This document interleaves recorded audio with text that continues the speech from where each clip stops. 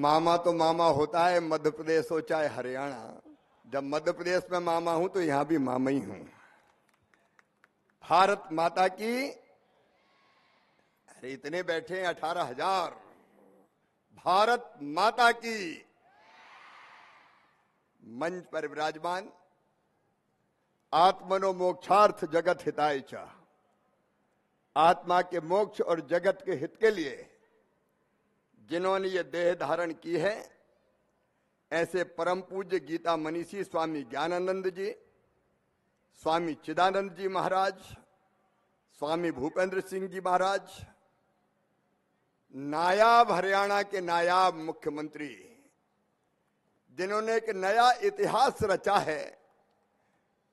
और जब कल उन्होंने पिछले दिनों कहा कि नहीं आनी है, तो नायब जी आपने पुकारा और हम चले आए। हमारे मुख्यमंत्री नायब सिंह सैनी जी, मंचासीन हमारे कृषि मंत्री श्याम सिंह राणा जी, सुभाष जी, सुशील राणा जी, सभी मंचासीन अतिथिगण और इस कुरुक्षेत्र के पवित्र मैदान में हम बैठे हुए बहनों भाइयों, भांजे भांजियों, मामा की सबको राम राम, सबको प्रणाम।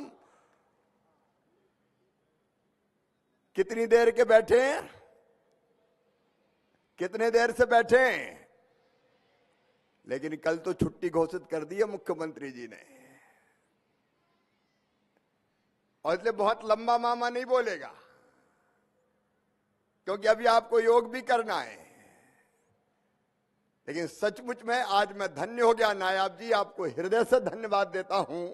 गीता महोत्सव में आज आपने मुझे बुलाया, मैं इस पवित्र धरती को प्रणाम करता हूं, जहां 5162 साल पहले भगवान श्री कृष्ण ने कहा था, यदा यदा ही धर्मस्य ग्लानिर्भवति भारत अव्युत्थानम धर्मस्य तदात्मानं सृजाम्यहम् परित्राणाय साधूनां विनाशाय च दुष्कृताम धर्म संस्थापनार्थाय संभवामि युगे युगे।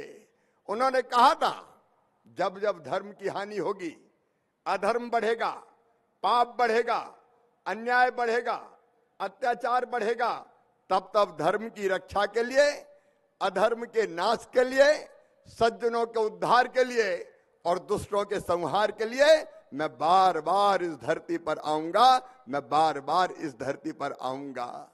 और आज मन कहीं से कहता है, बड़ी देर भई नंद लाला, तुम्हारी हमेशा से प्रतीक्षा है।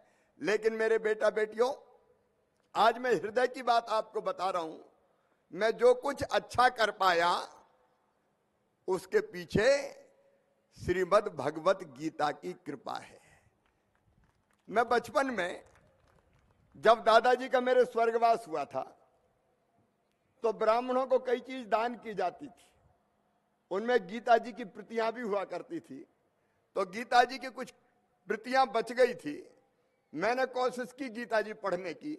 पहली बार में ज्यादा समझ में नहीं आई, ऊपर से निकल गई। तो फिर बाद में दोबारा पढ़ी, तिबारा पढ़ी, चौबारा पढ़ी, 5 बार पढ़ी।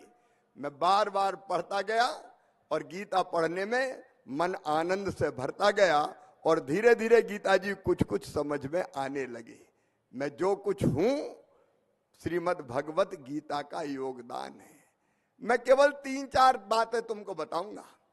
बेटा बेटियों, मैं कोशिश करूंगा कि तुम्हारी समझ में भी आए हम कौन हैं।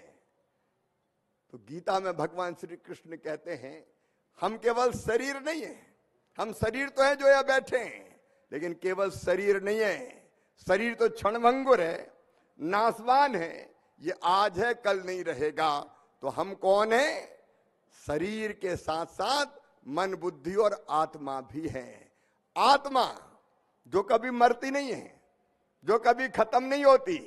नैनम छिन्दन्ति शस्त्राणि नैनम दहति पावका ना चेब क्लेदयन् तापो ना शोष्यति मारुता।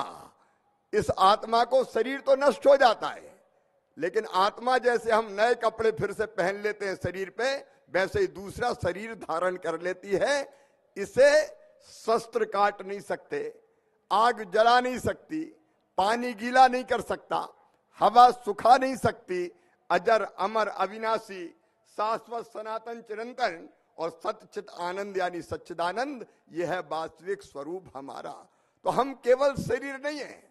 स्वामी विवेकानंद भी यही कहते थे, तुम केवल 3.5 हाथ के हाड़ मांस के पुतले नहीं हो, तुम ईश्वर के अंश हो, तुम अनंत शक्तियों के भंडार हो, तुम अमर आनंद के भागी हो। दुनिया में कोई काम ऐसा नहीं कि जो तुम ना कर सको। तो पहली चीज, हम साधारण नहीं हैं, हम ईश्वर के अंश हैं और इसलिए हम बड़े से बड़ा काम कर सकते हैं। छोटे से छोटा बेटा बेटी जो यहाँ बैठा है, कल महान और बड़ा काम कर सकता है। और इसलिए हमको सदैव अपने लक्ष्य को बड़ा रखने की कोशिश करनी चाहिए, ताकि हम साधारण जीवन ना जिए, असाधारण काम करें। और असाधारण काम करने के लिए कुछ गुण चाहिए, वो भी गीता में बताए हैं। भगवान श्री कृष्ण से जब अर्जुन ने पूछा कि अच्छा कार्यकर्ता कौन है, सात्विक कार्यकर्ता, तो उन्होंने कहा मुक्त संगो, अनहमवादी, धृति उत्साह समन्विता, सिद्धि असिद्धियो निर्विकारा, कर्ता सात्विक उच्चते। मुक्त संगो मतलब जो सबको समान मानता है, ना किसी से राग रखता है, ना किसी से द्वेष रखता है। मुक्त संगो अनहमवादी मतलब जो घमंड नहीं करता, क्योंकि घमंडी का सिर तो हमेशा नीचे हो जाता है।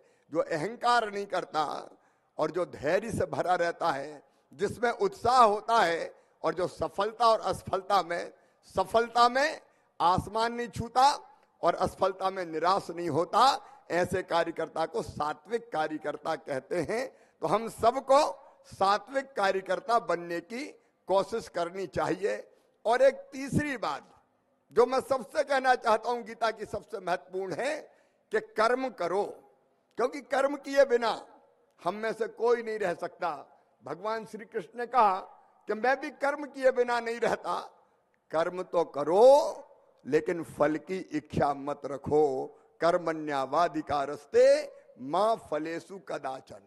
और यह सिद्धांत वैज्ञानिक है, क्योंकि हम हमेशा परिणाम की चिंता करेंगे तो कर्म भी ठीक से नहीं कर पाएंगे। और इसलिए हमेशा कर्मशील रहो, हमेशा काम करते रहो, लेकिन काम करते समय मन कैसा रखो। भगवान श्री कृष्ण किसको पसंद करते हैं? तो उन्होंने कहा समा शत्रु च मित्रे चा तथा मानापमान्यो शीतोष्ण सुख दुखेशु समा संग विवर्जिता तुल्य निंदा स्तुर मौनी संतुष्टो एन केन चिता अनिकेता स्थिर मतिर भक्तिमान में प्रियो न रहा। जो शत्रु और मित्र में समान हो, जो सुख और दुख में समान हो, जो मान अपमान में समान हो, जो निंदा स्तुति में समान हो, हमेशा संभाव से रहता हो, उसको मैं सबसे ज्यादा प्यार करता हूं। तो बेटा बेटियों, हम गीता जी को जानें, गीता जी को पढ़ें, लेकिन गीता जी को हृदय में धारण करें, गीता जी की माने भी। यही मेरा निवेदन है। 5162 साल पुराना तो ज्ञात इतिहास है हमारा। ये भारत 5160 साल पुराना, 162 साल पुराना हमारा ज्ञात इतिहास है। यहाँ डॉक्टर पिंडी चाना जी भी तंजानिया से टूरिज्म मिनिस्टर बैठी है, मैं उनका भी स्वागत करता हूं। लेकिन केवल इतनी पुराना इतिहास नहीं हमारा है, इससे पहले भी भारत था। हजारों साल पहले हमारे ऋषियों ने केवल हमारी चिंता नहीं की, दुनिया की चिंता की। उन्होंने दुनिया के सब विचारों का आदर करते हुए कहा एकम सद विप्रा बहुधा वदंती। सत्य एक है, विद्वान उसको अलग अलग तरीकों से कहते हैं। हमारे ऋषियों ने आज नहीं, हजारों साल पहले कहा आत्मवत सर्वभूतेषु, सबको अपना जैसा मानो। संयुक्त राष्ट्र संघ तो बना द्वितीय विश्व युद्ध के बाद, लेकिन भारत ने हजारों साल पहले कहा अयम निजम परो वेत्ति गणना लघु चेत साम उदार चरिता नाम तो वसुदैव कुटुंबकम। ये मेरा है, ये तेरा है। ये सोच छोटे मन वालों का होता है, जो विशाल हृदय के होते वो तो कहते सारी दुनिया ही एक परिवार है। और भारत का बच्चा बच्चा आज भी गांव में इस मंत्र का उद्घोष करता है कि धर्म की जय हो, अधर्म का प्राणियों में और विश्व का कल्याण हो। यह भारत का मूल मंत्र है। और इसलिए तो हमारे ऋषि कहते हैं सर्वे भवन्तु सुखिना, सर्वे सन्तु निरामया, सर्वे भद्राणि पश्यन्तु, मां कश्चित् दुख भाग भवेत्। सब सुखी हो, सब निरोग हो, सबका मंगल हो, सबका कल्याण हो। एक बार फिर हरियाणा सरकार को धन्यवाद देते हुए आज एक बात और कह के मैं अपनी बात समाप्त करूंगा। जो मंच पे संत बैठे हैं उनसे भी मैं प्रार्थना कर रहा हूं, जो राजनेता बैठे हैं उनसे भी मैं प्रार्थना कर रहा हूं, जो सामाजिक संस्थाओं के लोग बैठे हैं उनसे भी प्रार्थना कर रहा हूं, और जो बेटा बेटी बैठे हैं उनसे भी आग्रह करना चाहता हूं। देश मोदी जी के नेतृत्व में तेजी से आगे बढ़ रहा है। वैभवशाली, गौरवशाली, संपन्न, समृद्ध और शक्तिशाली भारत का निर्माण मोदी जी के नेतृत्व में हो रहा है। जल्दी भारत अपनी आंखों के सामने विश्व गुरु बनेगा, इसमें कोई संदेह नहीं है, इसमें कोई संदेह नहीं। आज पूरी दुनिया जानती है, लेकिन भारत की प्रगति और विकास में एक बाधा है, हमेशा होने वाले चुनाव।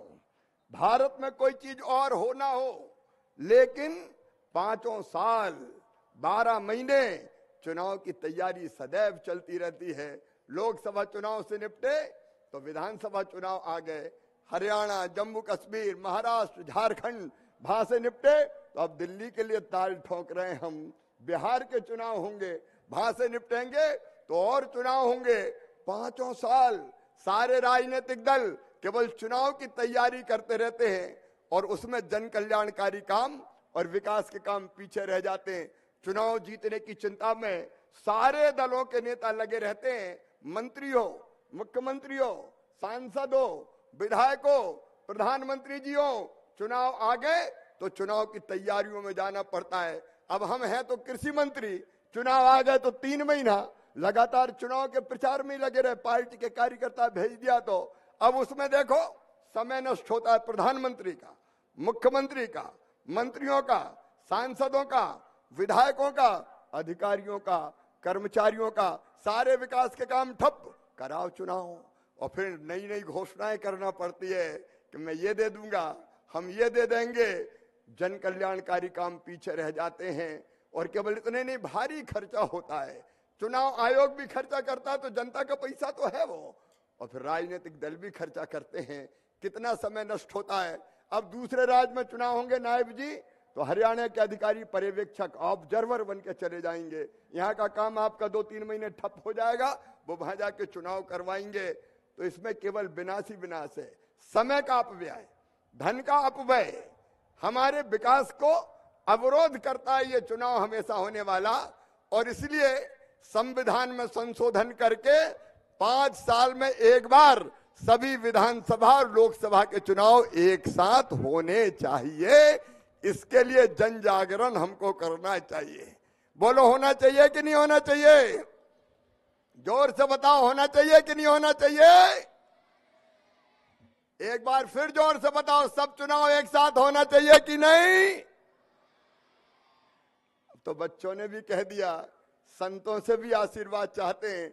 एक जन जागरण ऐसा चले कि राजनीतिक दल मजबूर हो जाएं एक साथ चुनाव करने के लिए, ताकि देश की प्रगति और विकास बाधक ना हो। आइए, धर्म क्षेत्र कुरुक्षेत्र संवेता युत्सवा, आज यहां से हम एक संकल्प लें कि एक साथ सभी विधानसभा लोकसभा के चुनाव हो। इसके लिए हम जन जागरण करेंगे और सभी राजनीतिक दलों को मजबूर करेंगे कि साथ आओ और एक साथ चुनाव करो।